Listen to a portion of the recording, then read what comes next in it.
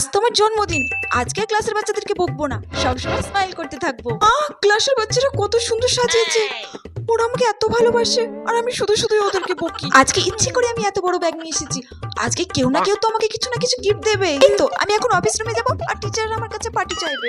আগে তো বন্ধুরা জন্মদিনে পার্টি চাইতো, আর এখন টিচাররা আমার কাছে পার্টি চাই।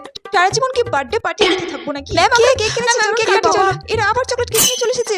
উফ, শিক্ষক দিবসের দিনই তো আমি বললাম যে আমি চকলেট কেক খাই না, ওরা আবার চকলেট কেকই নিয়ে এসেছে। বুঝতে পারছি না ওরা আমার জন্য এনেছে না নিজেদের খাওয়ার জন্য এনেছে।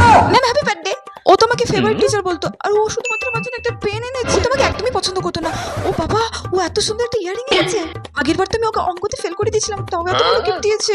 ফুল কেন তো আমি বুঝতে পারি না, ফুলটা তো কালকে খারাপ হয়ে যাবে, একটা চকলেট আনতে পারতো। এই বাবা, ক্লাসে বাচ্চাগুলো এত লাফালাফি করছে কেন? উফ, এ তো আমার জন্যই করছে।